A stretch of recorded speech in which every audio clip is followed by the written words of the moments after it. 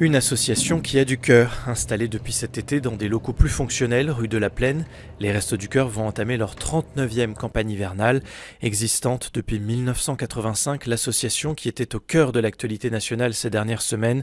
Face à ces difficultés financières, le président national des Restos du Cœur a dû décider à contre-cœur de réduire le nombre de repas hebdomadaires. Une décision générale qui inquiète au niveau local.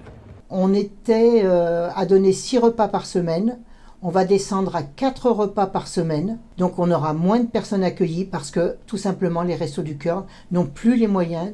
Donc plutôt que de fermer les Restos du Cœur, le président a préféré baisser les quotas et on verra l'année prochaine. Mais pour cette saison, pour cette campagne-là, on ne peut pas faire autrement.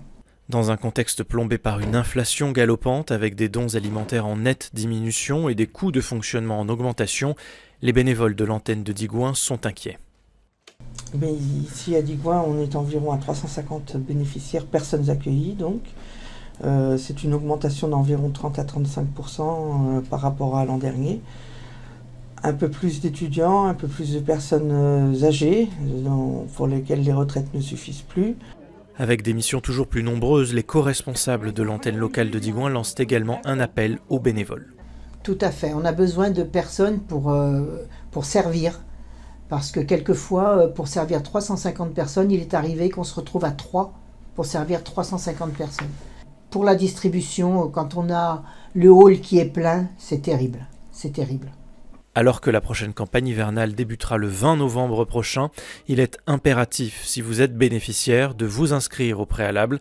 Il vous suffira de vous présenter le lundi 13 ou le jeudi 16 novembre de 9h à 11h30 et de 13h30 à 16h, avec pièce d'identité, livret de famille, ainsi que vos justificatifs de revenus et charges afin de définir votre barème. Cérémonie de commémoration du 11 novembre, samedi prochain, à l'occasion du 105e anniversaire de la victoire de 1918.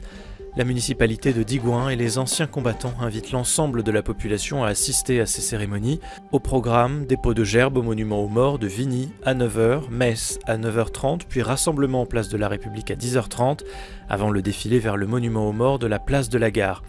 Lors de cette matinée, des enfants des différentes écoles primaires de Digoin viendront assurer les chants lors de cette cérémonie et des élèves de la cité scolaire liront différents textes et assisteront les porte-drapeaux. En parallèle, une vente de bleuets sera organisée au profit des victimes de guerre et du terrorisme. Venez participer à un hommage solennel à la mémoire des soldats morts pour la France. La saison culturelle se poursuit le 16 novembre prochain avec un ciné-concert au cinéma Le Majestic, très en vogue depuis quelques années mais encore trop méconnu sur notre territoire.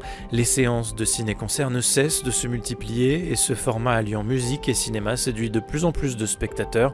Sur des airs inédits, le guitariste Jean-Paul Raffi sublimera le temps d'une soirée les 3 courts-métrages des réalisateurs Georges Méliès, Jean Renoir et Georges Franjoux.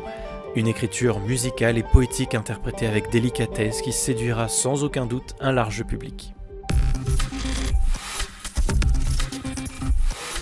Et pour terminer ce flash, quelques images de nos jeunes Digoinais alors que les vacances scolaires se terminent.